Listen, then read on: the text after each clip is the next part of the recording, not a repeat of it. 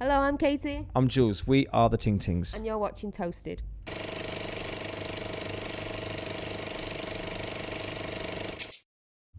Ting Tings, welcome to Groningen, of all places. Hello. Oh, yeah? You've been to this place before? Yeah, I think, we won the EBBA in 2009. I can't remember exactly when we played. I think we've been here twice before, actually, but I can't remember the exact years we've been here, yeah. So Eurosonic is something that you guys know. Yeah, we do now. We didn't know what an EBBA award was when we won it, but we soon found out, and we're very happy once we found out that it meant that we'd kind of, our music was travelling through Europe, and it was recognised in that, and that, all the radio stations and the press, everybody watches that, and so it definitely helps. It helps a new band. This festival is to promote European music. Does European music need a festival to be promoted at all? Well, two days ago we was in Paris, and we was doing an interview with a really big radio station there, and they said, "Oh, we'll see you at the EBB Awards. We're there." So for a new band to have big radio stations from all around Europe and press, I do think it does need an award. I wish more new bands would get awards, because out of all the bands that need recognition, it's new bands trying to build a career. It's very easy to give a huge established Coldplay or a U2 an award, because they've done amazing things, but to give a new band a little push up is really good. The amazing thing is that the whole festival is sold out. It's 5 days. There are like 350 bands, of which I know none. I mean, that must be good news for new music, right? That's amazing. That is really cool. And we were there yesterday at the awards, and I don't think it was 350 bands, but there may have been 10. We watched 5 or 6 of them because we were busy obviously doing a performance as well, and we saw the screens, and we sat in the audience and watched a couple of audience. We tried to get as involved as much as we could between our promo, and it was fascinating because you could see in their eyes. I remember when we were first starting out, is anyone going to like us? Are you kidding me? For real? Yeah, absolutely. When you're a new band, you've got all this stuff that you've written these songs. Then you start getting a bit of traction, and then you're in front of an audience and you're being judged. And are you going to be successful next year? Are you going to be here in 6 months? Are people going to say, yeah, nah? And it's, it's an emotional thing. And when you see people on the awards getting these little awards, and they're performing in front of that, on the old theatre stage and being judged, really, it's wonderful. You can see their nerves, you can see the tension, you can see their desire to do really well. I mean, it's a wonderful thing. We still think we're a new band. And maybe that's why we think this is so good, because we love new bands. I think it's what music's about. I mean, you guys have a new album out, super critical, fantastic album. You recorded in Ibiza. Yeah. Yeah. Ironically, it doesn't sound anything like an Ibiza anthem EDM record, but we went to Ibiza for a year. We met Andy Taylor from Duran Duran, who randomly he became our friend, and he had this amazing heritage of for instance, we fell in love whilst in Ibiza with Studio 54 and CBGBs, like clubs that don't exist. That's the influence Ibiza had on us. We'd go to these clubs and the BPM was 128, and we'd go home, we'd go, can you imagine what it would be like watching the Ramones or Talking Heads at CBGBs and seeing Diana Ross at Studio 54? And we'd show Andy this photograph and we'd say, look, there's Diana Ross in a DJ booth. We want to go in a DJ booth. We want to take our instruments and get in that DJ booth. Did you actually do that? Yeah, in Ibiza, yeah. But Andy would say, I was there that night. I actually travelled there with Diana Ross. So he had these amazing tales, and we fell in love with that era with Andy, So for me, it was like, sorry to interrupt, because we have just seconds to go before you guys got to go on stage. For me, the whole record was a trip to memory lane. I mean, it's like all the favorites that I had, the sound really comes back.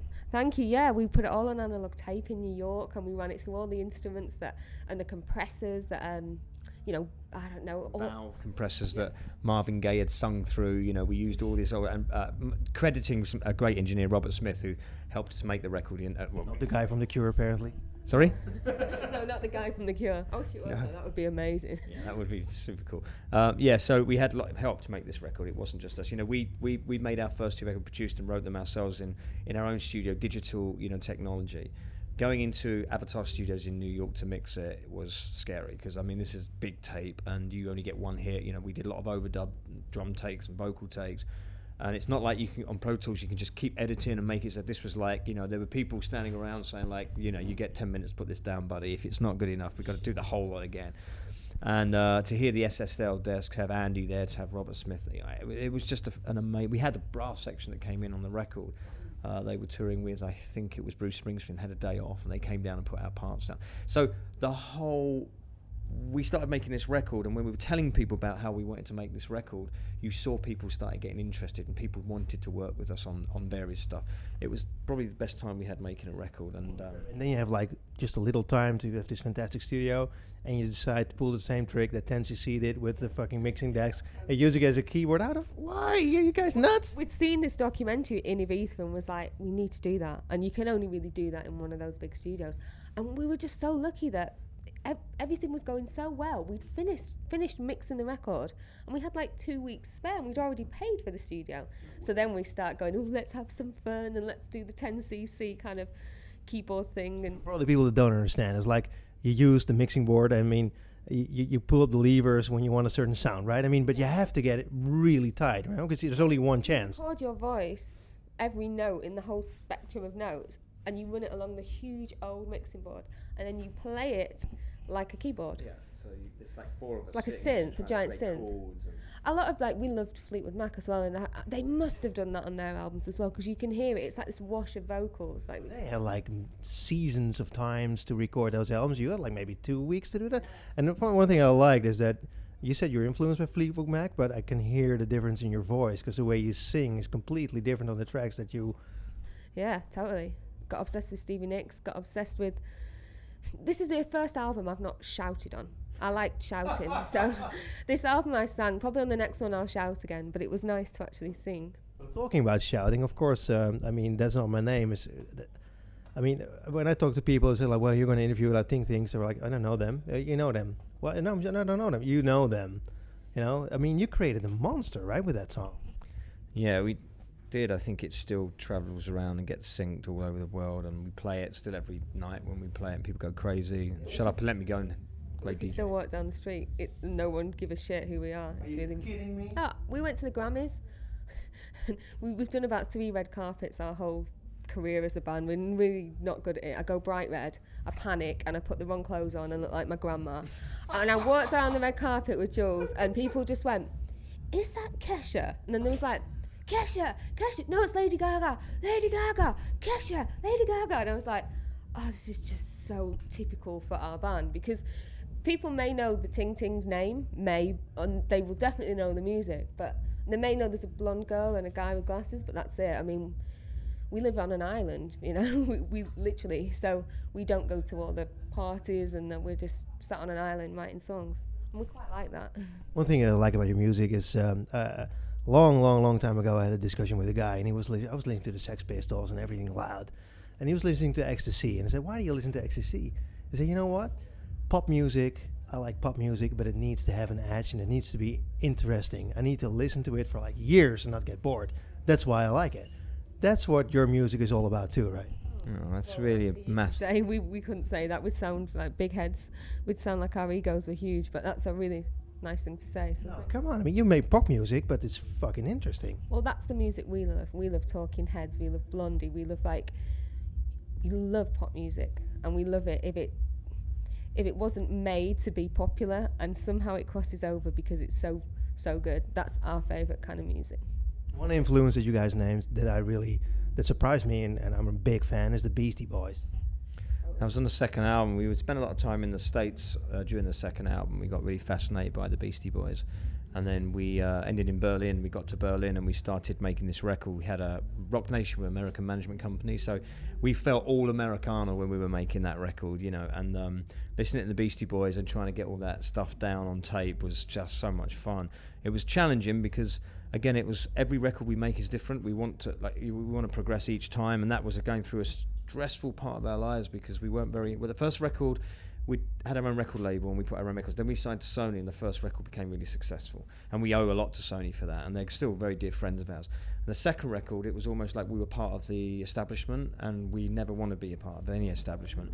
So they were, you know, everything was like, and again, and again, and again. And we were like, no, we can't do that. We're going to change this out. We're going to America, we come to Berlin. Everyone was like, why are you going to Berlin? It's like, because we want to learn about culture, we want to get challenges, we want to take a risk, you know, we want to take a risk, we're artists.